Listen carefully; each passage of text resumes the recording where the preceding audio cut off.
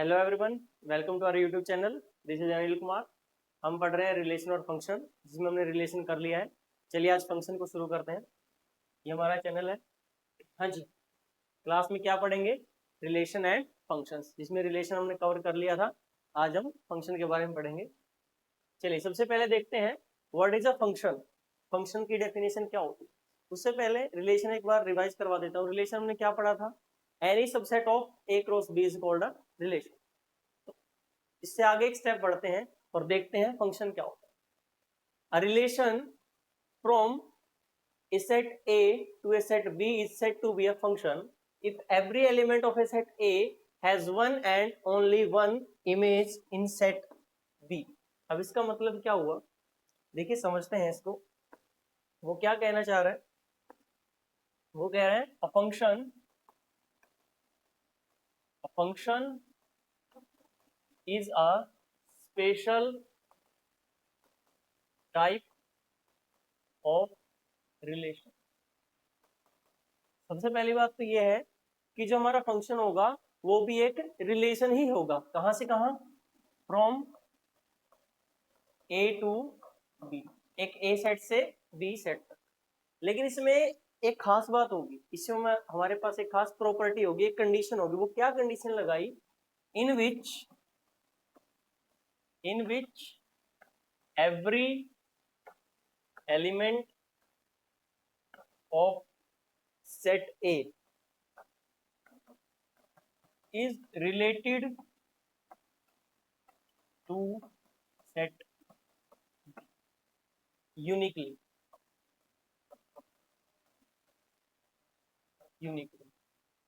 अब कहने का मतलब क्या हुआ? हमारे पास सपोज कीजिए दो हमने सेट लिए ए बी सी डी, 1 2 3 4 5। ये दो हमारे पास सेट है। मैंने क्या किया? ए को 1 से पेयर कर दिया, ठीक है। ए को ही मैंने क्या किया? 2 से पेयर कर दिया। बी को मैंने 3 से पेयर कर दिया। सी को मैंने 4 से पेयर कर दिया और डी को मैंने 5 से पेयर कर दिया। अब यहाँ पे हुआ क्या? ये जो हमारा ए है वो किस किस से पेयर हुआ? ये 1 से भी पेयर हो रहा है और ए ही हमारा क्या हो रहा है? 2 से भी पेयर हो रहा है। तो ये हमारा रिलेशन तो है, this is a relation but not a function. लेकिन ये हमारा फंक्शन नहीं है। रीजन? सर यूनिकली नहीं हो रहा। ए की इमेज ए जो है वो किसी एक यूनिक एलिमेंट से पेयर नहीं हो रहा, बल्कि वो कितने से पेयर हो रहा है? दो अलग अलग एलिमेंट के साथ पेयर हो रहा है। वो 1 के साथ भी पेयर हो रहा है और वो 2 के साथ भी पेयर हो रहा है। तो ये हमारा फंक्शन नहीं होगा, नॉट ए फंक्शन। चलिए एक दूसरा एग्जांपल देखते हैं, इसी में बनाते हैं इसको। दो सेट वही दोबारा लिख रहा हूं, A B C D, 1 2 3 4 and 5। हाँ जी, ए को मैंने 1 से पेयर कर दिया, बी को 2 से पेयर कर दिया, सी को 3 से। बस इतनी पेयरिंग की है मैंने। क्या किया मैंने? ए को 1 से पेयर कर दिया, बी को 2 से पेयर कर दिया, सी को 3 से पेयर कर दिया, डी को खाली छोड़ दिया हमने। डी को किसी के साथ पेयर नहीं किया। तो क्या ये फंक्शन होगा? हाँ जी, क्या ये फंक्शन होगा? No, not a function. Reason? Sir यहाँ पे सबसे पहले हमारे दो वर्ड सबसे इंपॉर्टेंट है। एक तो क्या होगा? एवरी, एक तो ये जो एवरी वर्ड है वो, और एक ये यूनिकली। ये दो वर्ड ही हमें ध्यान रखने हैं। बस जब भी हम रिलेशन से फंक्शन की ओर मूव करेंगे तो सिर्फ दो ही वर्ड ध्यान रखने हैं कि पहले वाले सेट का हर एक एलिमेंट पेयर होना चाहिए, और कितने एलिमेंट के साथ पेयर होना चाहिए? सिर्फ और सिर्फ एक ही एलिमेंट के साथ पेयर होना चाहिए। अब यहाँ पे क्या हो रहा है? ठीक है सर, ए भी एक एलिमेंट से पेयर हो रहा है, बी भी एक एलिमेंट से पेयर हो रहा है, और सी भी सिर्फ और सिर्फ एक एलिमेंट से पेयर हो रहा है, but D is not paired with any element. तो क्या होगा? इसी वजह से क्या होगा? Not a function. ये हमारा जो होगा वो फंक्शन नहीं हो सकता। क्यों? क्योंकि सर डी की हमने कोई पेयरिंग नहीं रखी, डी को किसी के साथ एसोसिएट नहीं किया। चलिए एक स्पेशल टाइप का जो है मैं डायग्राम बना रहा हूं, उसको ध्यान से देखिएगा और बताइएगा कि वो फंक्शन है या नहीं। मैंने बोला ए बी सी और डी। यहाँ पे मैंने ले लिया 1 2 3 4 और 5। अब मैं पेयरिंग देखिए कैसे कर रहा हूँ, मैं इसकी पेयरिंग कुछ ऐसे करूंगा, ए को 1 से पेयर कर दिया मैंने, बी को भी 1 से पेयर कर दिया, सी को भी 1 से पेयर कर दिया और डी को भी 1 से पेयर कर दिया।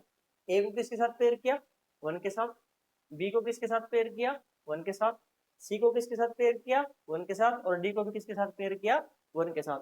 सबको हमने सिर्फ 1 पे पेयर कर दिया, 2 3 4 5 इधर ऐसे ही रहेंगे। तो क्या फंक्शन होगा, इज अ फंक्शन। क्या ये हमारा जो मैपिंग हमने बनाई है, ये जो एफ हमने बनाया है, क्या ये फंक्शन होगा? Answer is yes. हाँ जी सर, ये फंक्शन होगा, यस। रीजन क्या है, अब जरा ध्यान से देखो। पहले वाली कंडीशन देखते हैं कि हर एक की इमेज होनी चाहिए, मतलब हर एक की पेयरिंग होनी चाहिए। इमेज 2 मिनट बाद डिस्कस करेंगे। हाँ जी, ए की पेयरिंग है, हाँ जी सर 1 के साथ है। बी की पेयरिंग है, हाँ जी सर 1 के साथ है। सी की पेयरिंग है, हाँ जी 1 के साथ है। डी की कोई पेयरिंग है, हाँ जी 1 के साथ है। तो सबकी पेयरिंग हो रही है, एवरी वाली जो कंडीशन है वो हमारी सेटिस्फाइड होगी। हाँ जी, उसके बाद क्या यूनिक है, अब ध्यान से देखना। जो ए है वो कितने एलिमेंट से पेयर हो रहा है भाई, जो ए है वो सिर्फ और सिर्फ एक एलिमेंट से पेयर हो रहा है, उसका आंसर है 1। जो हमारा बी है वो भी किससे पेयर हो रहा है, सिर्फ और सिर्फ 1 से ही पेयर हो रहा है, 1 के अलावा तो किसी से पेयर नहीं हो रहा ना। तो इसका मतलब बी की भी क्या है, जो पेयरिंग है वो यूनिक है। हाँ जी, सी किसके साथ पेयर हो रहा है, सिर्फ और सिर्फ एक ही के साथ। और डी किसके साथ पेयर हो रहा है, हाँ जी सर एक के साथ ही पेयर हो रहा है। तो सारे के सारे जो एलिमेंट है वो पेयर हो रहे हैं। और कितने एलिमेंट के साथ पेयर हो रहे हैं सर, यूनिक एलिमेंट के साथ पेयर हो रहे हैं। तो इसका मतलब क्या हुआ, हाँ जी sir yes, it is a function, it is a function. तो भाई क्या है ये, फंक्शन। ये क्या है, फंक्शन। अच्छा, इसको ये तो मैंने बताया है डायग्राम से, वेन डायग्राम में हमने इसको जो है एरो डायग्राम से दिखा दिया। क्या हम इसको और तरीके से लिख सकते थे, हाँ जी। इसको दूसरी जो फॉर्म है लिखने की, वो फॉर्म कौन सी है भाई, वो फॉर्म हमने पढ़ी थी, वो फॉर्म है रोस्टर फॉर्म। दूसरी जो फॉर्म है फंक्शन को लिखने की, वो क्या है, रोस्टर फॉर्म है। देखिए एक बार, मान लो मैंने आर लिखा, are, suppose A1 A2 B3 इतना ही लिखा मैंने। अब हमसे पूछ लिया जाएगा क्या ये एक फंक्शन है, हाँ जी, ये सिर्फ रिलेशन है या ये एक फंक्शन है। Answer is not a function, not a function. ये हमारा फंक्शन नहीं है। रीजन क्या है, हाँ जी, पहला एलिमेंट देखिए एक बार, इसमें पहला एलिमेंट कौन सा है सर, ए है। और इसमें पहला एलिमेंट कौन सा है सर, ए है। इसमें दूसरा एलिमेंट 1, इसमें दूसरा एलिमेंट 2। इसका मतलब क्या हुआ, ए की पेयरिंग 1 के साथ और ए की ही पेयरिंग किसके साथ, 2 के साथ। तो इसका मतलब ये फंक्शन नहीं हुआ, क्योंकि ए की 2 पेयरिंग मिल गया हमें, 1 के साथ भी वो पेयर हो रहा है और 2 के साथ भी वो पेयर हो रहा है। तो इसका मतलब ये एक फंक्शन नहीं है। फंक्शन कब होता, मान लीजिए मुझे इसी को ऐसे बनाना हो, आर में एक और लिख दूं, ए के साथ 1 है और बी के साथ सपोज 2 है, बस। अब यहाँ पे ए कितने से पेयर हो रहा है, सिर्फ एक एलिमेंट से, और बी कितने से पेयर हो रहा है, सिर्फ और सिर्फ एक एलिमेंट से। तो इसका मतलब क्या बनेगा, yes it is a function, yes it is a function. बात समझ आ रही है, ये इसको लिखने का दूसरा तरीका था। जब भी हमारा कोई फंक्शन होता है, उसमें एक बात देखिए आप, जब भी मैंने इस फंक्शन में, या आर लिख दीजिए, इसको एफ लिख दीजिए, एफ से डिनोट कर देते हैं क्योंकि अब ये फंक्शन बन चुका है, तो मैं इसको एफ से डिनोट कर देता हूँ। जब भी हमारा, हाँ जी, जब भी हमारा क्या होगा, एफ ऑफ ए हमने किया, उसका आंसर कितना आया सर, 1 आया। जब भी हमने ए पे एफ लगाया, उसका आंसर कितना आ रहा है, 1 आ रहा है। और जब भी बी पे लगाया, उसका आंसर कितना आ रहा है सर, 2 आ रहा है। तो इसका मतलब क्या हुआ, हम इसको ऐसे नहीं पढ़ेंगे f of 1 is equal to f of a is equal to 1 और f of b is equal to 2, ठीक है ये बात। इसको बोलेंगे क्या, कि इमेज ऑफ ए, इसको क्या बोलेंगे हम, image of a is 1। A की जो इमेज है वो क्या है, 1 है। Image of b is 2। B की इमेज कितनी है भाई यहाँ पे, 2। ए की इमेज 1, बी की इमेज 2। और 1 और 2 को क्या बोलते हैं, हाँ जी, 1 और 2 के लिए क्या बोलेंगे हम, ए इज प्री इमेज ऑफ 1। हाँ जी, 1 किसका आंसर था? ए का आंसर था, तो इसका मतलब A1 के लिए क्या होगी? हाँ जी, प्री इमेज होगी। ऐसे ही B is pre image of, B क्या है? 2 की प्री इमेज है। जब यहां से उधर बनेगी तो क्या बनेगी? इमेज बनेगी। यहाँ पे यहां से उधर बनेगी तो क्या बनेगी भाई? इमेज बनेगी। लेकिन जब B से A सेट पे बनेगी वो क्या बनेगी? प्री इमेज बनेगी। वो क्या बनेगी? हमेशा प्री इमेज बनेगी। तो इस पे भी सवाल आ जाता है कि A की प्री इमेज निकालो या B की प्री इमेज निकालो या फिर 1 की इमेज निकालो या 2 की इमेज निकालो, कुछ भी ऐसा मतलब एक क्वेश्चन आ सकता है। आई होप इतना क्लियर हो रहा होगा कि फंक्शन होता क्या है। चलिए उस स्लाइड पे देखते हैं उसने कौन सा क्वेश्चन हमें बता रखा। हाँ जी, ये 1 की इमेज कितनी आ रही है? ए आ रही है। 2 की इमेज कितनी आ रही है भाई? बी आ रही है। 3 की इमेज कितनी आ रही है? सी आ रही है। और 4 की इमेज कितनी आ रही है? डी आ रही है। तो इसका मतलब क्या हुआ? हमने यहाँ पे ये जो हमारा आपको फंक्शन दिख रहा है, 1 की कितनी इमेज है? एक ही आ रही है। 2 की कितनी आ रही है? एक ही आ रही है। 3 की कितनी आ रही है? एक ही आ रही है। और 4 के लिए भी कितनी आ रही है पेयरिंग? सर एक एक ही आ रही है, यूनिक है। सबकी पेयरिंग हो रही है। हाँ जी सर हो रही है। तो इसका मतलब क्या हुआ? ये फंक्शन की जो है दोनों कंडीशन इसने सेटिस्फाई की, तो इसका मतलब क्या बन गया? फंक्शन बन गया। ये क्या बन गया? फंक्शन बन गया। अगर हम रिलेशन के पॉइंट ऑफ व्यू से देखें, जब इनकी पेयरिंग बन गई, जब इनकी पेयरिंग बन गई, तो ये जो हमारा सेट होगा ए, उसको क्या बोला जाएगा?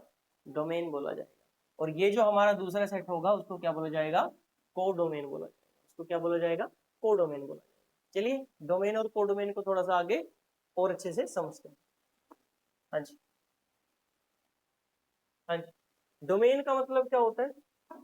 देखिए जरा, वो कह रहा है the set of all possible input values for which a function is defined is called the domain. कहने का मतलब क्या है? जब भी हम कोई फंक्शन बनाते हैं उसमें सिर्फ वो वाली वैल्यू ले लें जिनके लिए हमारे पास एक फाइनाइट आंसर हो, वही क्या कहलाएगी? उसकी डोमेन कहलाएगी। ऐसे ऐसे पॉइंट्स की जो कलेक्शन होगी वो क्या कहलाएगी? डोमेन कहलाएगी। हमने क्या किया? एक्स एक इनपुट दी, किसमें दी? फंक्शन में रखे, उसकी कोई आउटपुट आई, मान लो उसकी आउटपुट आई वाई। अगर ये फाइनाइटली कोई वैल्यू आ रही है 1 2 3 5 √2 √3 जो मर्जी आ रही है, अगर ये फाइनाइटली एग्जिस्ट की तो ये फंक्शन क्या बन जाएगा? ये मतलब डिफाइन हो जाएगा। और ये जिस जिसके लिए डिफाइन हो जाएगा उन जो वैल्यूज होगी उनके जो सेट होगा उसको हम क्या बोलेंगे? डोमेन बोलेंगे। जो डोमेन होती है वो क्या होती है? एक्स की वो वाली वैल्यूज का सेट होती है जिसके लिए हमारा जो फंक्शन होगा वो क्या हो जाए? डिफाइन हो जाए। अब डिफाइन होने का क्या मतलब है? हमें जो हमारा सिलेबस है उसके अंदर क्या पढ़ने हैं? रियल, ये पेन दूसरा ले लेते हैं, इतना अच्छा नहीं चल रहा है यहाँ पे, ब्लैक ले लेता हूँ। हाँ जी, रियल वैल्यूड फंक्शन। हमें +1 क्लास में कौन से फंक्शन पढ़ने हैं? सिर्फ और सिर्फ रियल वैल्यूड फंक्शन पढ़ना है। मतलब मान लो मैंने x डाला और मेरे पास रिटर्न क्या आ गया? y आ गया। x का आंसर क्या आ रहा है? x, जब x के ऊपर हमने f लगा दिया तो हमारे पास आंसर क्या आ रहा है? y आ रहा है। हाँ जी, अब रियल वैल्यूड का मतलब क्या है? अगर ये y बिलोंग्स टू r है, मतलब जो आंसर आ रहा है, जो रिजल्ट आ रहा है, रिजल्ट इज रियल नंबर। अगर ये जो रिजल्ट है वो रियल नंबर आ जाए तो ये जो हमारा फंक्शन होगा तो फंक्शन क्या कहलाएगा? Function is called real valued function. तो फंक्शन को क्या बोलेंगे भाई हम?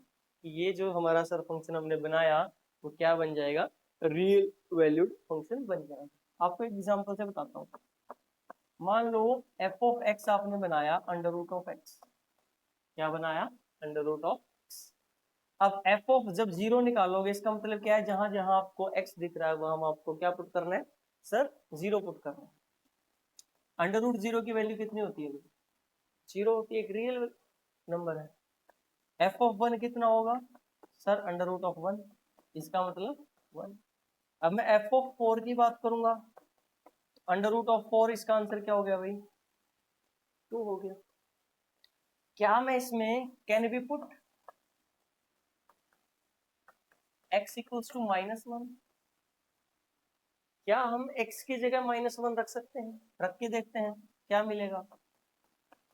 अंडर रूट ऑफ -1, आपने 10th क्लास में पढ़ा था कि जब भी अंडर रूट के अंदर कोई भी नेगेटिव चीज आ जाती थी उसके रियल रूट हम फाइंड नहीं कर पाते थे। इसका रीजन क्या है? Under root -1 is not a real number. जब भी अंडर रूट के अंदर कोई नेगेटिव वैल्यू आ जाएगी तो उसका आंसर क्या होगा? कॉम्प्लेक्स नंबर होगा। ये क्या आएगा भाई? ये आएगा sir complex number. Complex number तो रियल तो नहीं है, नॉट रियल। हमें तो सिर्फ और सिर्फ रियल पे बात करनी थी। तो कहने का मतलब क्या है? मैं जो भी हमारा फंक्शन होगा उसमें x की वैल्यू कभी भी नेगेटिव नहीं रख सकता। तो मुझे कौन सी वैल्यू रखनी पड़ेगी? अच्छा, क्या मैं 0 रख सकता हूँ? हाँ जी, बिल्कुल रख सकते हैं। अच्छा, एक बात बताइए, क्या 1.2 रख सकता हूँ? बिल्कुल रख सकता हूँ। 1.2 का मतलब क्या हुआ? Under root 12/10। अब ये भी क्या होगा? आएगा तो रियल आंसर। इसका आंसर भी क्या होगा? रियल ही आएगा। तो इसका मतलब क्या हुआ? हम जो हमारे फंक्शन में रख सकते हैं वो क्या क्या रख सकते हैं? 0 रख सकते हैं, 1 रख सकते हैं, 1.2 रख सकते हैं, 1.3 रख सकते हैं, 1/5 रख सकते हैं, 1/10 रख सकते हैं, 1/√2 रख सकते हैं। मतलब 0 या 0 से बड़ी कोई भी वैल्यू हमारे फंक्शन में हम रख सकते हैं। तो हमारा जो रिजल्ट आएगा, रिटर्न जो हमारे पास आएगा वो क्या आएगा? कि रियल नंबर ही आएगा। लेकिन कभी भी हम नेगेटिव वैल्यू नहीं रख सकते। उसका रीजन क्या था? जब भी अंडर रूट के अंदर कोई नेगेटिव चीज गई उसने इसको क्या बना दिया? कॉम्प्लेक्स बना दिया। तो इसका मतलब इसका जो डोमेन होगा वो क्या बन जाएगा? बिल्कुल इसका जो डोमेन होगा वो क्या बन जाएगा? सर इसका जो डोमेन होगा वो बन जाएगा 0 से इन्फिनिटी। ये बात क्लियर होगी। ये इंटरवल लिखा है मैंने, इंटरवल मैंने पढ़ाए थे। 0 रख सकते हैं, 0 से बड़ी कोई भी वैल्यू रख सकते हैं। आई होप इतनी बात आपको क्लियर हो रही होगी। चलिए थोड़ा सा और बता देता हूँ डोमेन के बारे में। एक दो क्वेश्चन और कर लेते हैं हम। एक फॉर्मूले से करते हैं। अगर मान लो हमने कोई फंक्शन बनाया और फिर देखते हैं कि क्या चीज निकल के आती है।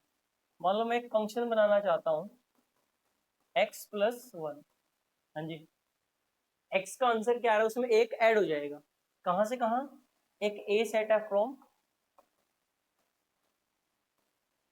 a। a क्या होगा? 1 2 3 4। और b मान लो एक सेट में बनाना चाहता हूँ 3 4 एंड 5। सही है। अब क्या होगा? ध्यान से देखिए एक बार। ये तो फंक्शन बनेगा ही नहीं, है ना। ये हमारा a हो गया, ये हमारा b हो गया। ये क्या हो गया? 1 2 3 4, 3 4 एंड 5। अब हो क्या रहा है? आप इसमें 1 रख रहे हो। जब भी आपने फंक्शन में क्या किया? 1 रखा। इसमें क्या किया आपने? 1 रखा। 1+1, इसका आंसर कितना आया भाई? 2 आया। क्या है? 2 कहीं दिख रहा है? सर इसमें 2 नहीं दिख रहा है। इसका मतलब क्या हुआ? 1 की कोई पेयरिंग नहीं हुई। 1 have no pair, 1 have no pair. सही है भाई। अगर 1 के पास कोई पेयर नहीं है तो इसका मतलब क्या हुआ? Not a function, not a function. अगर हमने डोमेन को पूरा सेट ले लिया तो ये हमारा फंक्शन नहीं बना। तो इसका मतलब क्या हुआ? मुझे इसके अंदर से क्या हटाना पड़ेगा? इस 1 को हटाना पड़ेगा। यस और नो? मुझे क्या करना पड़ेगा? इसके अंदर से 1 को हटाना पड़ेगा। दूसरा ले लेते हैं, पेन जो है दूसरे ले लेता हूँ, ब्लैक ही ले लेते हैं। हाँ जी, इसके अंदर से क्या करना पड़ेगा? 1 को हटाना पड़ेगा। तो 2 3 4 ये रख लिया हमने। अब देखिए एक बार, 2 में जैसे मैंने 1 ऐड किया तो क्या मिल गया भाई? 3। 3 में जैसे 1 ऐड किया तो क्या मिल गया मुझे? 4। और 4 में जैसे 1 ऐड किया तो क्या मिल गया मुझे? 5। यस और नो? 2 में एक ऐड किया 3 मिला, 3 में एक ऐड किया 4 मिला, 4 में एक ऐड किया 5 मिला। मिल गए सारे के सारे। तो इसका मतलब ये जो हमारा फंक्शन डिफाइन था, इसकी डोमेन क्या होगी, हैव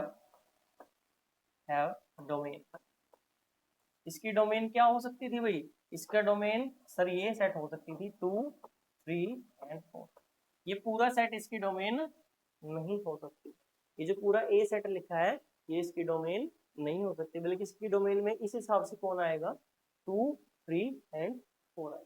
ये सो नो, क्योंकि हम कहाँ से कहाँ डिफाइन करना चाह रहे थे, ए से बी डिफाइन करना चाह रहे थे। तो इसका मतलब ये इसकी डोमेन नहीं हो सकती, बल्कि इसकी डोमेन में क्या क्या रखना पड़ेगा मुझे, सिर्फ 2 3 और 4। अगर हमने 1 इसमें रख दिया तो ये इसकी क्या बनेगा, ये 1 की कोई इमेज नहीं मिलेगी। तो इसका मतलब ये हमारा फंक्शन ही नहीं बनेगा। तो हमारा ये क्या होगा, फंक्शन ही नहीं बनेगा। दूसरी बात मैंने बता दी थी आपको कि अंडर रूट के अंदर अगर कोई भी नेगेटिव वैल्यू आ गई तो वो क्या होगी, हमारे पास कभी भी रियल नंबर नहीं देगी, वो हमें क्या देगी, कॉम्प्लेक्स नंबर देगी। आई होप डोमेन का कंसेप्ट आपको क्लियर होगा। अब रेंज क्या होती है,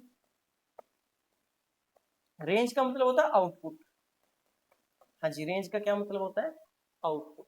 रिजल्ट क्या निकल के आया, जैसे हमने इसमें 2 रखा था रिजल्ट क्या आया, 3 आया। जैसे ही हमने क्या किया, इसके अंदर 2 रखा था रिजल्ट क्या आया हमारे पास, 3 आया।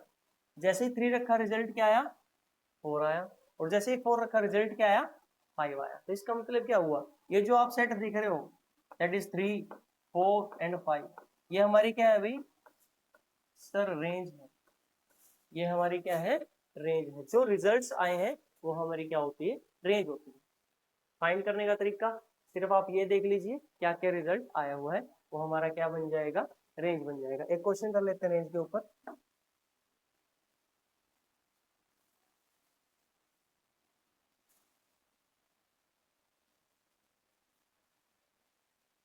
हाँ जी, मान लो मैंने एक फंक्शन बनाया, पेन दूसरा लेते हैं। मान लो मैंने एक फंक्शन बनाया, कौन सा फंक्शन मैं बना रहा हूँ, f of x is equal to 3x+1। Suppose मैंने ये फंक्शन बनाया, कहाँ से कहाँ बनाया, सपोज किसी ऑन ए सेट ए, और ए में क्या है, ए में है 1 2 और सिर्फ 3 एलिमेंट मैंने ले लिए। अब वो हमसे पूछ रहा है रेंज क्या होगी इसकी, what is the range set of the function. अब इसका मतलब सर इसमें मैं पहले क्या रखूंगा, x की जगह 1 रखूंगा। तो आंसर क्या आएगा भाई, 3 × 1 + 1 दैट इज 3 + 1 आंसर इज 4। 2 का आंसर क्या आएगा भाई सर, जो 2 होगा उसका आंसर आएगा 3 × 2 + 1 6 + 1 दैट इज 7। 3 का आंसर क्या आएगा भाई, 3 × 3 + 1 9 + 1 आंसर इज 10। 3 आंसर आए दैट इज 4 7 एंड 10। तो रेंज क्या होगी भाई, हाँ जी रेंज क्या होगी बच्चों, दैट इज 4 7 एंड 10। अगर सपोज करो मैं इसको ऐसे लिख देता, function from a to b where b is equal to 4 7 10, और सपोज मैंने 15 और ऐड कर दिया इसके अंदर, ये तो हमारी रेंज है क्लियरली। अगर मान लो मैं बोलता कि हमारा a से b ये पूरा फंक्शन है और b की जगह क्या है 4 7 10 और 15 है। अब ये ध्यान से देखो 15 की तो कोई भी इमेज नहीं है ना, क्योंकि 15 तो किसी से एसोसिएट हुआ ही नहीं। 4 किससे एसोसिएट हुआ था 1 से, 7 किससे एसोसिएट हुआ था 2 से, और 10 किससे एसोसिएट हो रहा था 3 से। अब 15 की तो कोई फ्री इमेज है ही नहीं, इधर 15 के लिए कोई एलिमेंट नहीं बैठा। तो ये जो पूरा सेट अब बी होगा ये बड़ा सेट है, इसी सेट को क्या बोला जाता है, कोडोमेन। जैसे हम रिलेशन में बोलते थे इस पूरे सेट को क्या बोला जाएगा, कोडोमेन बोला जाएगा। और सिर्फ रेंज सेट की बात करेंगे वो किसको बोलेंगे हम, 4 7 एंड 10। तो ये तरीका होता है इसको निकालने का, रेंज सेट को निकालने का। जो वैल्यू हम फंक्शन को दे सकते हैं जिसके लिए हमारा फंक्शन एक एग्जैक्टली एक वैल्यू दे, और वो वैल्यू क्या हो, रियल वैल्यू हो, तो वो जो सेट ऑफ वैल्यूज होगा वो हमारी होती है डोमेन।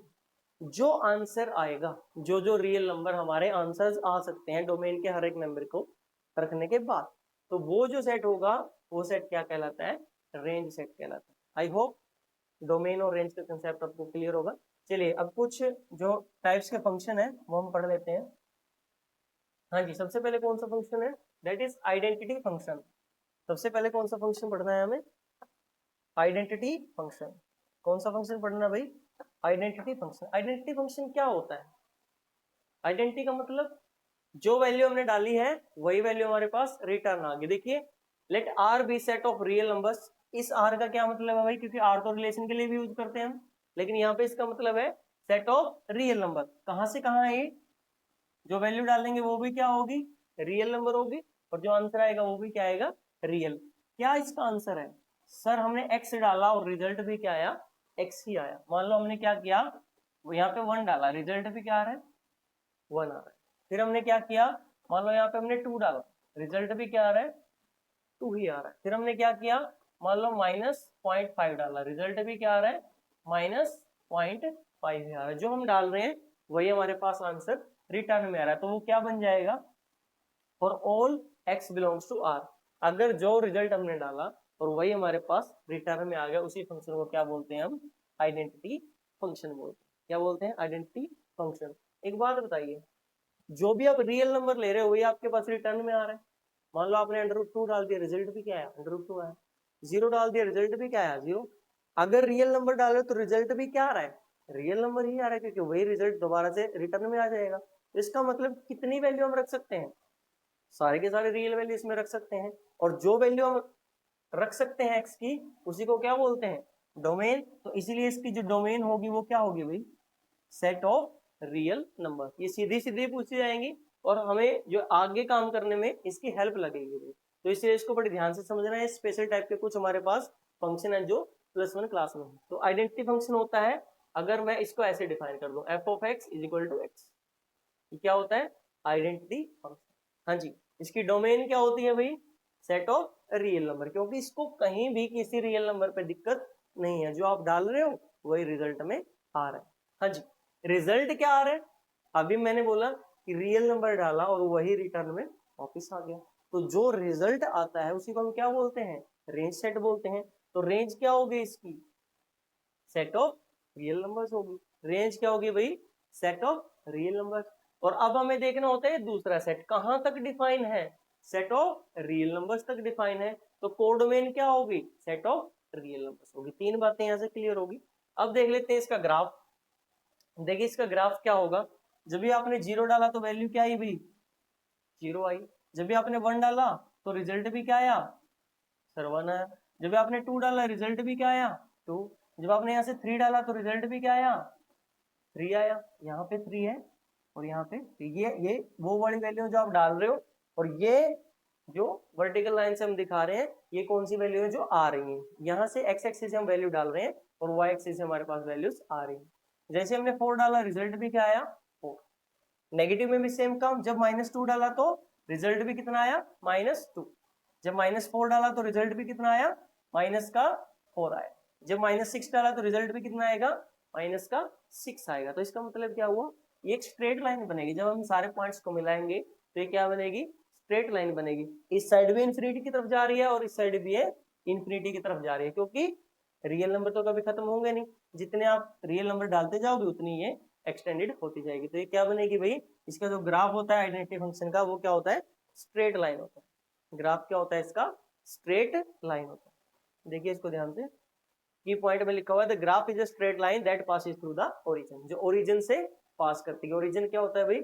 ये जो पॉइंट 0 0 होता है उसी को क्या बोला जाता है? ओरिजिन बोला जाता है। ठीक है। तो यहाँ से हमने क्या सीखा? सबसे पहले हमने एक ग्राफ सीखा, सॉरी फंक्शन सीखा, f of x is equal to x. ये हमने फंक्शन सीखा f of x is equal to x. इसी को क्या बोला जाता है? Identity function. इसकी डोमेन क्या होती है? Set of real numbers. Range भी क्या होती है? Set of real numbers. और कोडोमेन भी क्या होती है? Set of real numbers. Graph क्या होता है? एक स्ट्रेट लाइन होती है जो किससे पास करके जाती है? 0 0 से पास करके जाती है। I hope identity function clear होगा। चलिए नेक्स्ट फंक्शन की ओर मूव करते हैं। हाँ जी, ग्रेटेस्ट इंटीजर फंक्शन। कौन सा फंक्शन है भाई? Greatest integer function. देखिए इसकी डेफिनेशन पढ़ते हैं पहले। अ फंक्शन क्या बोल रहा है ये? पेन देख लेता हूँ। हाँ जी, वो कह रहा है a function f from r to r is defined by this. ये इसकी डेफिनेशन है भाई। ये फंक्शन कैसे लिखते हैं? f of x is equal to ये क्लोज ब्रैकेट में इसको बंद कर देते हैं ऐसे। ये फंक्शन है क्या, इससे आगे बताएगा।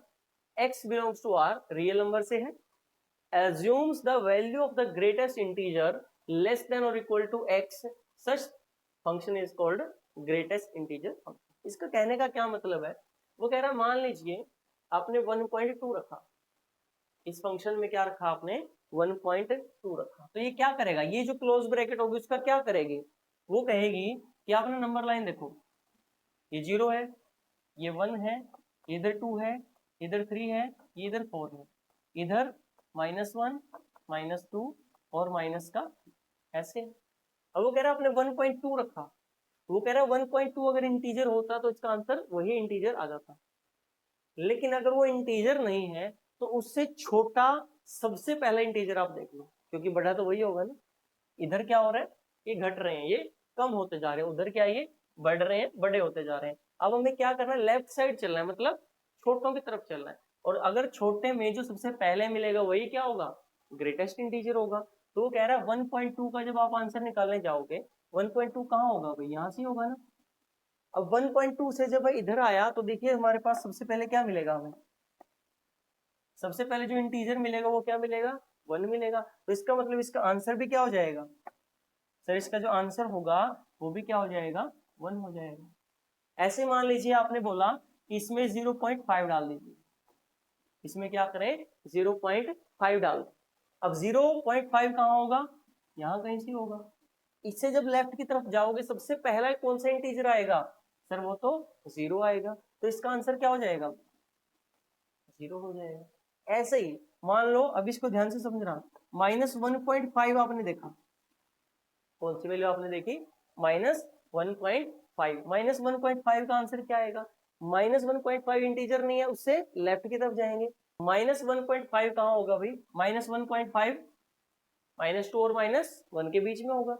अगर इससे आप लेफ्ट की तरफ जाओगे, इससे अगर आप लेफ्ट की तरफ जाओगे तो सबसे पहले कौन मिलेगा आपको, -2 मिलेगा, सबसे पहले कौन मिलेगा, -2 मिलेगा, तो वही क्या हो जाएगा हमारा ग्रेटेस्ट इंटीजर हो जाएगा।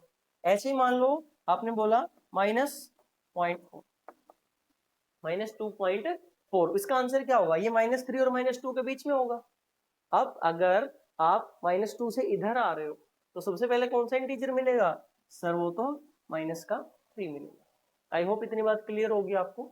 अगर -2 की वैल्यू पूछूं, -2 तो एक इंटीजर है, तो आंसर भी क्या आएगा, इंटीजर आएगा। अगर मान लो मैं 6 की वैल्यू पूछूं तो आंसर क्या आएगा सर, 6 ही आएगा। क्लोज ब्रैकेट क्या कर रही है, जो इंटीजर है उसका आंसर सेम ही रख रही है, उसको कुछ भी नहीं कर रही। लेकिन अगर वो पॉइंट वाला कोई भी नंबर है जिसकी हमें डेसिमल एक्सपेंशन पता है, मतलब जो कि इंटीजर नहीं है, तो ये क्या करेगा, उससे उसके बाद लेफ्ट साइड आएगी, उससे छोटा, मतलब जो भी सबसे पहले आपको इंटीजर दिखेगा वही इसका आंसर हो जाएगा। आई होप इतनी बात क्लियर हो रही होगी आपको। मैं इसको इरेज कर देता हूँ ताकि आपको इसका जो ग्राफ है वो इजीली दिख जाए। हाँ जी, देखिए एक बार इसके बारे में समझते हैं। हाँ जी, हमने ये बात देखी कि हम इसमें कोई भी रियल वैल्यू डाल सकते थे पहली बात, क्योंकि आंसर क्या आएगा, इंटीजर आएगा। हमने देखा 0 की भी हमारे पास आंसर आ रहा था 0, 2 का आंसर भी 2, -2 का आंसर -2, -2.5 का आंसर भी मिलेगा, -6.7 का आंसर भी मिलेगा। सारे जो रियल नंबर्स हैं उनका आंसर हमें मिल जाएगा। तो इसका मतलब क्या हुआ, हम x की क्या वैल्यू रख सकते हैं, x के साथ जो हम वैल्यू रख सकते हैं वो कोई भी रियल नंबर लिख सकते हैं। तो इसका मतलब डोमेन क्या होगी इसकी सर, जो इसकी डोमेन होगी वो होगी set of real numbers. Answers क्या आ रहे थे, अभी हमने देखा आंसर्स क्या आ रहे थे भाई सर, इसके जो आंसर्स आ रहे थे वो आ रहे थे set of integer, set of integer. Answer क्या आ रहे हैं भाई, सेट ऑफ इंटीजर आ रहे हैं, मतलब इसकी जो रेंज होगी वो क्या हो जाएगी भाई, इंटीजर्स का सेट हो जाएगी। और कोडोमेन क्या हो जाएगी, क्योंकि आर से आर डिफाइन था तो कोडोमेन इसकी क्या बन जाएगी, इस टाइम आर बन जाएगी। अभी आते हैं इसके ग्राफ के ऊपर। हमने अभी करके देखा था कि 0 पे इसकी वैल्यू क्या आ रही थी भाई, 0 आ रही थी।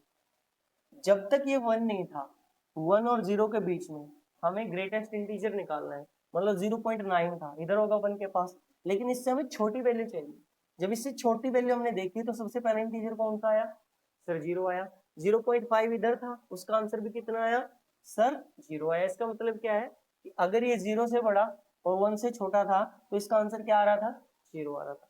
ऐसे ही 1 पे वैल्यू इसकी क्या आ गई भाई सर, इस पे 1 पे वैल्यू इसकी 1 आ, लेकिन जब तक ये 1 से बड़ा और 2 से छोटा था तो इसका आंसर क्या आ रहा था सर, इसमें पहला जो इंटीजर मिलेगा मुझे सबसे बड़ा वो 1 ही मिलेगा, तो इसका आंसर क्या आ रहा था भाई सर, 1 ही आ रहा था। ऐसे यहाँ पे आ जाइए, 2 पे इसकी वैल्यू क्या आ रही थी सर, 2 आ रही थी, लेकिन जब तक ये 3 नहीं हुआ, 3 से पहले था, मान लो 2.9 था, 2.9 का आंसर क्या आएगा, 2.9 से छोटे इंटीजर देखिए, 2.9 से छोटे इंटीजर जो होंगे वो सबसे पहला जो इंटीजर मिलेगा दैट इज 2, तो इसका मतलब क्या हुआ, 3 से पहले तक इसका आंसर क्या आया होगा सर, 3 आया।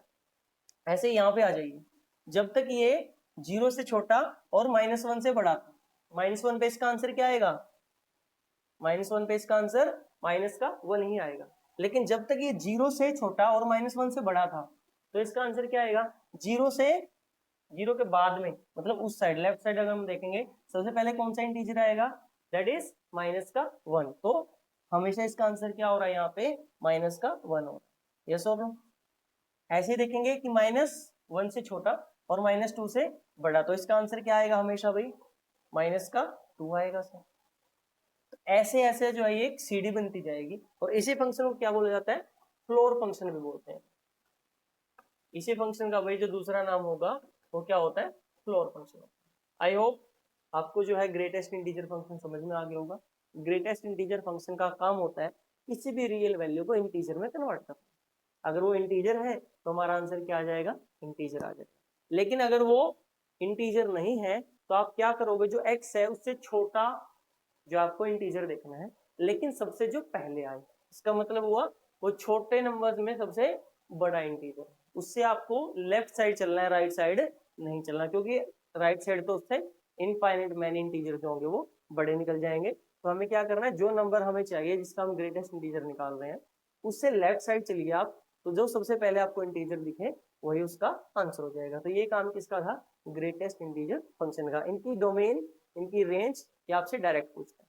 चलिए नेक्स्ट जो फंक्शन है उसकी तरफ मूव करते हैं भाई। हाँ जी, ये मैंने अभी बताया भी था आपको थोड़ी देर पहले,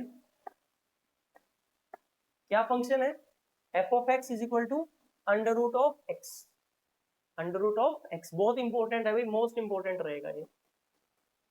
ऐसे तो इसका ग्राफ और डायरेक्ट नहीं पूछा जाता, लेकिन इसकी हेल्प बहुत मिलेगी हमें जब हम क्वेश्चंस को सॉल्व करेंगे, इसके बिना हमारे क्वेश्चन सॉल्व नहीं हो सकते। यहाँ से बस एक ही बात समझनी है, F of x is equal to under root x रखा है, क्या मैं एक्स को कोई भी रियल वैल्यू रख सकता हूँ, आइए देखते हैं। मान लो मैंने एक्स की जगह रखा -1, वही वाली बात, तो अंडर रूट ऑफ -1 का आंसर तो क्या हो गया भाई, कॉम्प्लेक्स नंबर हो गया, रियल नंबर तो नहीं हुआ, ये क्या मिलेगा, कॉम्प्लेक्स नंबर मिलेगा। ऐसे ही -0.5, ये भी क्या मिलेगा मुझे, कॉम्प्लेक्स नंबर मिलेगा। ऐसे ही -2 हमने देखा, उसका आंसर भी क्या हो रहा है, कॉम्प्लेक्स हो रहा है, तो रियल वैल्यूज तो नहीं आ रही। तो कहने का मतलब क्या है, अगर 0 रखा तो क्या होगा भाई, अंडर रूट 0 की वैल्यू 0 ही होती है सर। 1 रखा, अंडर रूट 1 की वैल्यू 1 ही होती है। 4 रखा, वैल्यू 2 ही होती है। अंडर रूट 2 रखेंगे 1.71 समथिंग, सही है, सॉरी 1.41 समथिंग, सही है। तो इसका मतलब क्या होगा, जब भी हम कोई रियल वैल्यू डाल रहे हैं तो हर एक रियल वैल्यू के लिए ये हमें रियल आंसर नहीं दे रहा, बल्कि किसके लिए दे रहा है, या तो हमने 0 डाला तभी हमारा आंसर रियल, या फिर 0 से बड़ी कोई वैल्यू रखी, जब हमने 4 रखा आंसर क्या आया, 2 आया। जब हमने 9 रखा आंसर क्या आया सर, 3 रखा, 3 आया आंसर। जब अंडर रूट 2 रखा, मतलब 2 रखा उसकी जगह, तो आंसर क्या आया 1.141 समथिंग, ठीक है। हाँ जी, जब 25 रख रहे हो तो आंसर क्या आ रहा है बच्चे, सर 5 आ रहा। तो इसका मतलब क्या है, चाहे वो रैशनल हो या फिर इरेशनल हो, जब भी हम 0 या 0 से बड़ी वैल्यू रख लें तब तो हमारे पास क्या आ रहा है, रियल आंसर आ रहा है। लेकिन जब हम नेगेटिव वैल्यू रख रहे हैं तो हमारे पास क्या हो रहा है, कॉम्प्लेक्स आंसर आ रहा है, रियल आंसर नहीं आ रहा। तो इसका मतलब हमें तो क्या चाहिए था, रियल आंसर चाहिए था। रियल आंसर ये कब तक दे रहा है, जब या तो हम 0 रख रहे हैं या 0 से बड़ी वैल्यू रख रहे हैं। तो इसका मतलब क्या होगा, इसका मतलब ये हुआ कि सर ये जो हमारा फंक्शन है ये कब कब डिफाइन होगा, सिर्फ जब जब मैं x की वैल्यू 0 या 0 से बड़ी डालूंगा। तो इसका मतलब क्या हुआ, इसकी डोमेन क्या आएगी फिर, या तो 0 आएगी या 0 से बड़ी वैल्यू जाएंगी। ऐसे ही आंसर्स क्या क्या आए, जब आपने 0 रखा था तो रिजल्ट भी क्या आया था भाई, ये रिजल्ट आ रहे हैं, रिजल्ट क्या आया था सर, 0 आया था। जब आपने इसकी जगह 1 रखा था रिजल्ट क्या आया था भाई, 1 आया था सर। जब आपने इसकी जगह 2 रखा था रिजल्ट क्या आया था, 1.141 समथिंग आया था सर। जब आपने यहाँ पे 25 रखा तो रिजल्ट क्या आया था भाई सर, 5 आया था। अच्छा एक बात बताइए, क्या कभी भी रिजल्ट नेगेटिव आ रहा है, answer is no sir. Under root कभी भी हमें नेगेटिव वैल्यू नहीं देता, वो क्या होता है, या तो 0 आंसर देगा या 0 से बड़ी, लेकिन वो 0 से बड़ी सारी वैल्यूज हमें दे देगा, क्योंकि उसमें पॉइंट वाली वैल्यू भी आ रही है और उसमें जो इंटीजर वैल्यू है मतलब पॉजिटिव इंटीजर वो भी आ रहे हैं। तो इसका मतलब क्या हुआ, जो हम डाल सकते हैं, जो डोमेन की वैल्यू वो क्या है, 0 है, 0 से बड़ी। रेंज भी क्या आ रहा है भाई, या तो 0 आंसर आ सकता है या 0 से बड़ी कोई भी रियल वैल्यू इसका आंसर आ सकती है। सही है, आई होप इतनी बात क्लियर हो रही होगी। तो यही उसने बोला है कि f x is defined for x greater than equal to 0, या तो आप इसको इंटरवल की फॉर्म में लिख दीजिए या फिर क्या कीजिए, एक्स ग्रेटर देन और इक्वल टू 0 ऐसे इसको लिख दीजिए। दोनों ही क्या लिखी हुई है, डोमेन लिखी हुई है। यहाँ पे ये देखिए ग्राफ उसने बनाया है कि 0 की वैल्यू जब रखी तो 0 आया, 1 की वैल्यू 1 आई, 4 की वैल्यू 2 आई, 9 की 3, 16 की 4, 25 की 5। ये हमारा जो है वो ग्राफ बन गया। इसका ग्राफ क्या है देखिए, ये कर्व बन रही है, 0 पे 0, 0 पे वैल्यू 0, 1 पे 1, 2 पे 2, 3 पे नहीं, ये थोड़ा सा गलत पेयर कर दिया उसने, जो 4 होगा उस पे वैल्यू 2 आएगी इसकी। ये ऐसे बनना चाहिए था ग्राफ, ये थोड़ा सा ऐसे बनेगा, ये पीपीटी में थोड़ी सी गड़बड़ है, ये थोड़ा सा नीचे बनेगा। 0 पे 0, 1 पे 1 बनेगी वैल्यू ऐसे, 4 पे वैल्यू 2 बनेगी, सही है भी, और 9 पे वैल्यू जो है वो 3 बनेगी। तो ये थोड़ा सा ऐसे जाएगा, इसने थोड़ा सा गलत कर दिया। आई होप ये कर्व आपको समझ में आ गई होगी, इसका ग्राफ आपको समझ में आ गया होगा। ये ऊपर वाला ग्राफ नहीं है बेस का, ये नीचे वाला ग्राफ है। 0 पे वैल्यू 0, 1 पे 1, 4 पे वैल्यू 2 आएगी, 9 पे वैल्यू 3 आएगी, 16 पे वैल्यू 4 आएगी। ठीक है, चलिए आगे बढ़ते हैं, नेक्स्ट फंक्शन देखते हैं कौन सा। हाँ जी, कॉन्स्टेंट फंक्शन। नेक्स्ट फंक्शन कौन सा है बच्चों, कॉन्स्टेंट फंक्शन। स्क्वायर रूट तो हमने कर लिया। कॉन्स्टेंट फंक्शन, कौन सा फंक्शन करना है हमें, कॉन्स्टेंट फंक्शन। ये कैसे लिखा जाता है, F of x is equal to C. कैसे लिखा जाता है, F of x is equal to C. पढ़ते हैं क्या ये, डिफाइन द फंक्शन, एफ हमने डिफाइन किया आर से आर, कैसे, F of x is equal to C for each X belongs to R. अब ये सी क्या है, कोई भी फिक्स नंबर कर लीजिए आप, कोई भी नंबर आप फिक्स कर लीजिए। सपोज कीजिए आपने बोला कि सर मैं तो ना 0 फिक्स करना चाहता हूँ, कर लो। F of x is equal to 0 कहने का मतलब 0 को 0 से पेयर कर दो, 1 को भी 0 से पेयर कर दो, 2 को भी 0 से पेयर कर दो, 3 को भी 0 से पेयर कर दो, सारे के सारे रियल नंबर्स को क्या कर दो आप, सिर्फ 0 से पेयर कर दो, तो ये क्या बन जाएगा, कॉन्स्टेंट फंक्शन बन जाएगा। फिर आप क्या करो, -1 करो, 1 की वैल्यू भी -1 ही आ रही है, 2 की वैल्यू भी -1 आ रही है, -1 की वैल्यू भी -1 आ रही है, 0 की वैल्यू भी -1 आ रही है, -5 की वैल्यू भी -1 आ रही है। जो भी आप रियल नंबर डाल रहे हो उसका आंसर क्या आ रहा है, -1 ही आ रहा है। तो ये भी क्या बन जाएगा, कांस्टेंट फंक्शन बन जाएगा। F of x is equal to 3 कर दो आप, f of x is equal to 3 कर दो आप, तो भी क्या बन जाएगा सर, ये भी क्या बन जाएगा हमारे पास, कांस्टेंट फंक्शन बन जाएगा। ऑब्वियसली फंक्शन तो है, क्योंकि जो भी आप x डाल रहे हो वो किसी न किसी के साथ तो पेयर हो रहा है। 1 का आंसर निकाला 3 आया, 3 का आंसर निकाला वो भी 3 आया, -3 का आंसर निकाला वो भी 3 आया, 0 का आंसर निकाला वो भी 3 आया। तो सारे के सारे रियल नंबर्स का आंसर एक ही आ रहा है, दैट इज 3। और ये सबसे पहले हमने यही चीज की थी कि जब सबका एक आंसर आ सकता है, यहाँ पे अगर 2 सेट हैं ए और बी, यहाँ के सारे एलिमेंट का एक आंसर हो सकता है, बट यहाँ के एक एलिमेंट का उधर 2 आंसर नहीं हो सकता, ये फंक्शन नहीं बनेगा। बल्कि कब बन जाएगा, जब सारे के सारे जो एलिमेंट, पहले सेट के सारे एलिमेंट जो होंगे वो किसके साथ पेयर होंगे, सिर्फ और सिर्फ एक एलिमेंट के साथ पेयर हो तो वो क्या कहलाता है, कांस्टेंट फंक्शन कहलाता है। अब यहाँ पे 3 टाइप के कांस्टेंट फंक्शन बन सकते हैं, तो उसने सिर्फ एक का एग्जांपल लिया।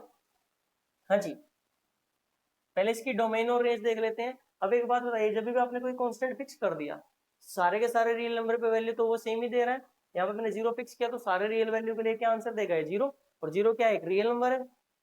यहाँ पे सबकी वैल्यू क्या आएगी, -1 ही आएगी, वो भी क्या है, एक रियल नंबर है। मतलब जब जब हमारा फंक्शन रियल वैल्यू दे दे, उन्हीं एक्स की वैल्यूज को हम क्या बोलते हैं, डोमेन बोलते हैं। तो इसकी डोमेन क्या हो जाएगी भाई, सर इसकी जो डोमेन होगी वो क्या हो जाएगी, डोमेन हो जाएगी सेट ऑफ रियल नंबर, सही है। अच्छा, रेंज क्या आएगी, सर जो आउटपुट आती है, जो रिजल्ट आता है वो क्या हो जाता है हमारा, सी। अगर हमने f of x is equal to C define किया, ये सी पॉजिटिव भी हो सकता था, 0 भी हो सकता था, और ये नेगेटिव भी हो सकता था, लेकिन आएगा एक ही आंसर। इसकी अगर मैं रेंज पूछूंगा, इसकी रेंज आएगी 0, इसकी रेंज आएगी -1, और इसकी रेंज आएगी 3। मान लो F of x is equal to √2 fix कर दिया हमने। अब इसकी जो रेंज है वो क्या आ रही है, √2, एक सेट आ रही है जिसमें सिर्फ और सिर्फ सिंगलटन √2 है। आई होप ये बात क्लियर होगी। तो ये इसका ग्राफ रहेगा, एक स्ट्रेट लाइन रहेगी जो कि पैरेलल टू एक्स एक्सिस हो जाएगी। इसका जो ग्राफ होगा वो क्या होगा बच्चे, एक स्ट्रेट लाइन होगी जो कि पैरेलल टू, इसके पैरेलल हो जाएगी, वो एक्स एक्सिस के पैरेलल हो जाएगी। यहाँ पे उसने क्या फिक्स किया हुआ है, F of x is equal to 3 fix कर रखा है उसने। ये किसका ग्राफ है, सिर्फ f of x is equal to 3 का ग्राफ है। तो देखिए -2 की वैल्यू भी कितनी आई, 3 आई, -4 की वैल्यू भी कितनी आई, 3 आई, -6 की वैल्यू भी कितनी आ रही है, 3, -8 की वैल्यू भी कितनी आ रही है, 3, 0 की वैल्यू भी 3 आ रही है सर, 1 2 की वैल्यू भी 3 आ रही है, 4 की वैल्यू भी 3 आ रही है। तो जब इन सारे पॉइंट्स को मिलाएंगे तो एक लाइन बन जाएगी, स्ट्रेट लाइन, जो कि किसके पैरेलल होगी, एक्स एक्सिस के पैरेलल होगी। तो जब भी कांस्टेंट फंक्शन की बात आएगी तो उसका ग्राफ जो होता है वो एक लाइन होती है, स्ट्रेट लाइन, जो कि किसके पैरेलल होती है, एक्स एक्सिस के पैरेलल होती है। आई होप इतनी बात क्लियर होगी। इसकी डोमेन क्या होगी, इसकी डोमेन होगी सेट ऑफ रियल नंबर्स, और इसकी जो रेंज होगी वो क्या आएगी, सिंगलटन सेट आएगी। ठीक है, चलिए नेक्स्ट फंक्शन को रिमूव करते हैं भाई। नेक्स्ट कौन सा है, पॉलिनोमियल फंक्शन। नेक्स्ट कौन सा है, पॉलिनोमियल फंक्शन। पॉलिनोमियल फंक्शन हमने पढ़ रखे हैं 10th में, हमने जितने भी पॉलिनोमियल पढ़ी हैं वो सारे क्या थे, फंक्शंस थे। अब बस उन्हें एक नया नाम मिल गया। देखिए, a function f(x) is called polynomial function if it can be written in the form. ये किसकी डेफिनेशन होती थी भाई, पॉलिनोमियल की डेफिनेशन होती थी। अगर एक फंक्शन को हमने क्या लिख दिया, an x की power n plus an -1 x की power n-1 plus an-2 x की power n-2 plus a1 plus a0, अगर ऐसे लिख दिया। फॉर एग्जाम्पल, अगर मैं एक फंक्शन लिखना चाहूं x² + 2 लिख दिया मैंने, अब ये क्या हो रहा है, 2 डिग्री की पॉलिनोमियल है, तो ये क्या है, पॉलिनोमियल फंक्शन है।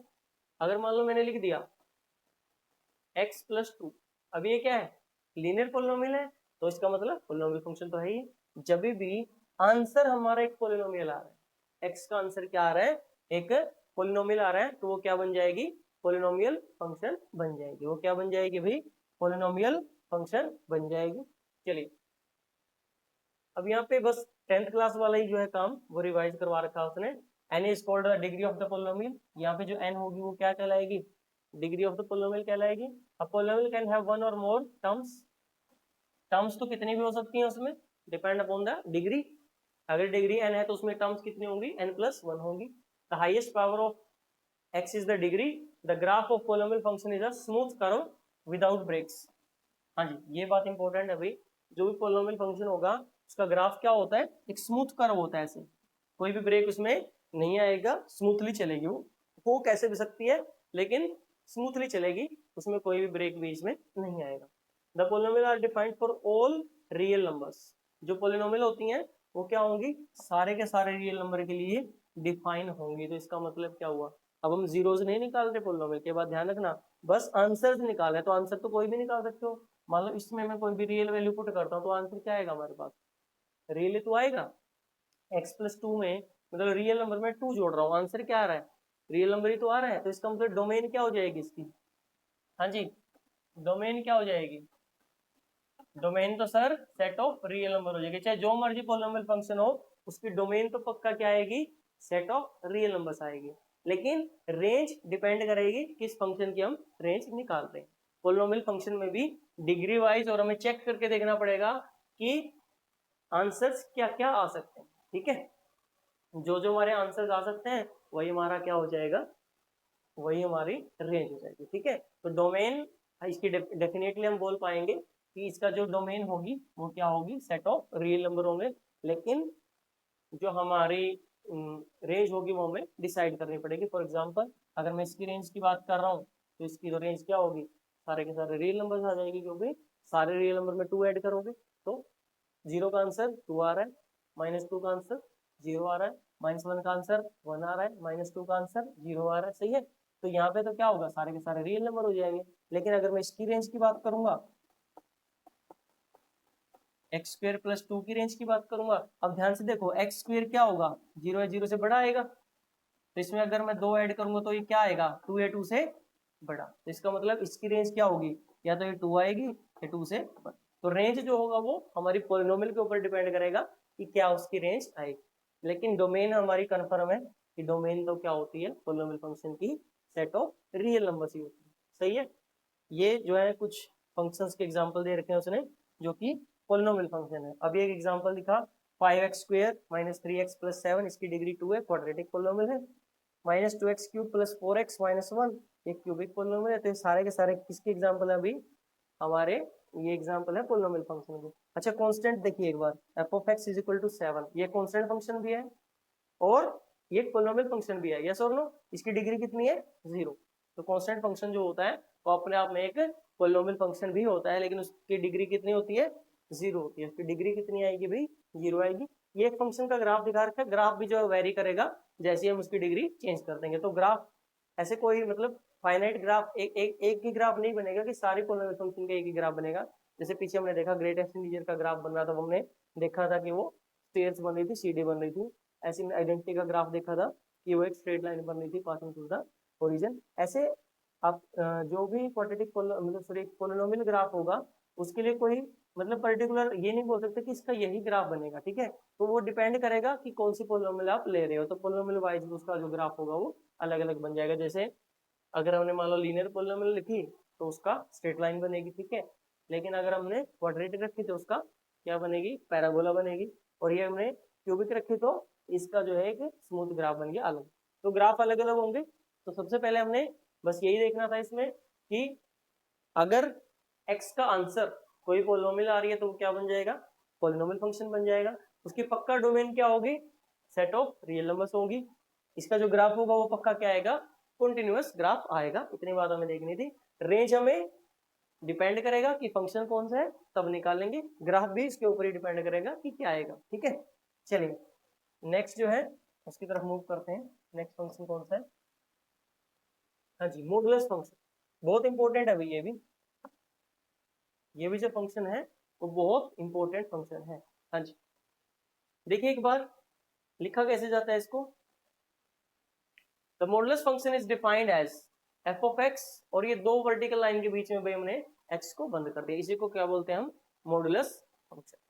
लेकिन इसका काम क्या होता है, ये दो आपको जो ये स्टिक्स दिख रही हैं, ये दो बार दिख रहे हैं, उनका काम क्या होता है, उनका काम होता है नेगेटिविटी को रिमूव करना। इसका काम क्या होता है, नेगेटिविटी को रिमूव करना। कैसे सर, अगर इस फंक्शन में भाई 0 डाल दिया आपने, ये रिटर्न में क्या दे देगा, 0 दे देगा। लेकिन अगर आपने इसमें -1 डाल दिया तो ये इस -1 को माइनस को खा जाएगा। इसका आंसर क्या आएगा, प्लस का होता है। अगर आपने इसको 2 ही दिया, पॉजिटिव को कुछ नहीं करेगा, 2 ही आंसर देगा। लेकिन अगर आपने इसके अंदर -3 रख दिया तो आंसर क्या देगा आपको, +3 देगा। तो नेगेटिव चीज को क्या करेगा, ये पॉजिटिव बना देगा। -0.5 आपने रखा था, आंसर क्या आ गया इसका, 0.5 आ गया। तो नेगेटिव को क्या कर रहा है, ये पॉजिटिव कर रहा है, ठीक है। ये इसका काम होता है किसका, मॉडुलस फंक्शन का। अच्छा एक बात बताइए, नेगेटिव को पॉजिटिव बनाने के लिए क्या करना पड़ेगा, अपनी तरफ से एक नेगेटिव लगाना पड़ेगा, यस और नो। जब हमारा हमने क्या किया, पॉजिटिव या 0 वैल्यू डाली तो उसका रिजल्ट क्या आया भाई, सर उसका रिजल्ट तो वही आंसर दोबारा से आ गया था। तो उसका मतलब उसको मेहनत तो नहीं करनी पड़ी, किसके लिए, जब 0 या 0 से बड़ी वैल्यू रखी। लेकिन जब भी नेगेटिव वैल्यू रख रहे थे तो क्या कर रहा था, पॉजिटिव वैल्यू दे रहा था। तो ये ब्रेक होता है दो तरीके से। देखिए एक बार, इसी को मोड ऑफ एक्स को हम कैसे लिखते हैं, मोड ऑफ एक्स, ये इसको मोड बोलते हैं। मोड ऑफ एक्स को कैसे लिखते हैं, ये एक्स ही आंसर दे रहा, अगर वो क्या रखा गया, 0 या 0 से बड़ी वैल्यू रखेगी। लेकिन ये माइनस ऑफ एक्स दे रहा है, अगर एक्स जो है वो 0 से छोटी वैल्यू रखेगी। अब इस बात का क्या मतलब है, मान लो मैंने रखा था -0.5, एक्स की जगह तो मैंने क्या रखा था, माइनस का 0.5 रखा था, एक माइनस इस फंक्शन ने अपनी तरफ से लगा दिया, तो ये माइनस माइनस मिलकर मल्टीप्लाई होकर क्या बन गया, 0.5 बन गया, एक पॉजिटिव वैल्यू बन। तो नेगेटिविटी को रिमूव करने के लिए इसने क्या किया, अपनी तरफ से माइनस का सिंबल लगा दिया। तो ये बात ध्यान रखेंगे कि जब भी मोड एक्स को लिखेंगे तो ये दो जगह ब्रेक हो जाएगा, एक्स अगर x greater than equal to 0 है, और माइनस एक्स अगर एक्स लेस देन 0, ये ऐसे ब्रेक होता है। तो मॉडुलस फंक्शन समझ में आ गया होगा। अब यहाँ पे एक बात बताइए, इसकी डोमेन क्या हो सकती है, ये कहाँ कहाँ डिफाइन हो सकता है। जो मर्जी आपने रियल वैल्यू डाली, अगर वो नेगेटिव थी उसको पॉजिटिव सिंबल के साथ वही वैल्यू दे दी, अगर वो पॉजिटिव थी तो सेम वैल्यू हमें रिटर्न कर दी। 0 डाला तो 0 मिल गया, -2 डाला तो उसको क्या कर दिया, -2 हटा के प्लस का 2 बना दिया, 0.5 डाला 0.5 दे दिया, -√2 डाला उसका आंसर √2 आ गया। तो इसका मतलब जो भी रियल वैल्यू डाल रहे हो रिटर्न में हमेशा क्या आ रहा है, रियल वैल्यू ही आ रही है। तो इसका मतलब इसकी जो डोमेन होगी वो क्या बन जाएगी भाई, इसकी जो डोमेन होगी वो क्या बन जाएगी सर, इसकी जो डोमेन होगी वो सेट ऑफ रियल नंबर्स आ जाएगी। डोमेन में क्या आ जाएगा इसके, सेट ऑफ रियल नंबर्स। यहाँ लिख देता हूँ, इसकी जो डोमेन होगी फंक्शन की, ये पूछे जाएगा भाई, ये पूछे जाएंगे फंक्शन, इनकी डोमेन क्या है, रेंज क्या है। तो इसकी जो डोमेन होगी वो क्या बन जाएगी, सेट ऑफ रियल नंबर्स। और इसी बात से क्लियर है, मैंने आपको बताया इसका काम क्या है, नेगेटिविटी को रिमूव करना। ये नेगेटिव रिजल्ट कभी देगा ही नहीं, रिजल्ट क्या देगा, 0 या 0 से बड़ी वैल्यू। तो रेंज क्या हो जाएगी इसकी फिर, सर इसकी जो रेंज होगी वो या तो 0 या 0 से बड़ी, कोई भी रियल वैल्यू आ सकती है, 0 या 0 से बड़ी, तो ये इसकी हो जाएगी रेंज। हाँ जी, ग्राफ क्या हो जाएगा, ये देखिए हमने क्या किया, -3 रखा तो उसने किस में कन्वर्ट कर दिया इसको, 3 में, -2 रखा तो किस में कन्वर्ट कर दिया, 2 में, -1 रखा तो 1, 0 रखा तो 0, 1 रखा तो 1, 2 रखा तो आंसर 2, 3 रखा तो आंसर 3। तो इसका मतलब क्या होगा, यहाँ पे तो क्या है, straight line passing through the origin, और यहाँ पे भी ये थोड़ा सा ग्राफ मुझे गलत लग रहा है, ये थोड़ी सी इधर होनी चाहिए लाइन, ऐसे ये बिल्कुल ऐसे बनेंगे, ये सिमेट्रिकल बनेंगे, ऐसे ऐसे ऐसे बनेंगे, ठीक है। इसको थोड़ा सा और अच्छे से दिखा देता हूँ आपको, इसका ग्राफ कैसे बनेगा। ये इसकी लाइन ठीक है, इसकी ये वाली लाइन ठीक है, लेकिन ये जो लाइन दिख रही है आपको ये गलत है थोड़ी सी, चलिए ब्लैक से बना देते हैं, ये कुछ ऐसी आएगी, ठीक है। हाँ जी, क्या किया, जब इसकी वैल्यू, जब आपने क्या रखा इसमें -2 रखा तो आंसर भी क्या आएगा भाई, आंसर 2 आएगा इसका, इसका आंसर क्या आएगा, 2 आएगा, 2 आएगा, सॉरी यहाँ पे ऐसे लिखूंगा 2। जब आपने -4 रखा आंसर भी क्या आएगा इसका, 4 आएगा, इसका आंसर भी क्या आएगा, 4 ही आएगा। तो ये बिल्कुल ऐसे बनेगी, ठीक है। ये नहीं है भाई इसका ग्राफ, ये इसका ग्राफ नहीं है, ये इसका ग्राफ है, जो लाइन मैंने खींची यहाँ पे ठीक है, लेकिन ये वाली जो लाइन मैंने बनाई है, ये पिंक से दिखा देता हूँ इसको अगर मुझे मिला तो। चलिए देखिए ये वाली लाइन है, ये जो लाइन है ये इसका ग्राफ है, ठीक है। तो इसने क्या किया, -2 को 2 बना दिया, -4 को 4 बना दिया, -6 को 6 बना दिया, 0 को 0, 2 को 2, 4 को 4। तो ये इसका ग्राफ बनता है कैसे, ऐसे बनता है इसका ग्राफ, देखिए ऐसे, ऐसा कुछ इसका ग्राफ बनता है ऐसे, ठीक है। तो एक इसका ग्राफ होगा mode of x, modulus function इसको बोला जाता है। डोमेन क्या होगी, set of real numbers, range क्या होगी, 0 0 से बड़ी वैल्यू। चलिए आई होप इतनी बात क्लियर हो रही होगी आपको। नेक्स्ट फंक्शन कौन सा है भाई, हाँ जी, आई थिंक ये लास्ट फंक्शन होगा हमारा, हाँ जी, इसके बाद क्वेश्चन स्टार्ट हो जाएंगे। सिग्नम फंक्शन, अब सिग्नम फंक्शन देखिए क्या है, ये स्टैंडर्ड फंक्शन है, नाम से पूछे जाते हैं कि ये कौन सा फंक्शन है, ठीक है, और इसकी डोमेन बताओ और इसकी रेंज बताओ, ये ऐसे पूछे जाते हैं भाई। एफ ऑफ एक्स अगर हमने ऐसे डिफाइन कर दिया कि 0 से बड़ी वैल्यूज के लिए हमने क्या डिफाइन किया, उसका आंसर 1 ही आएगा।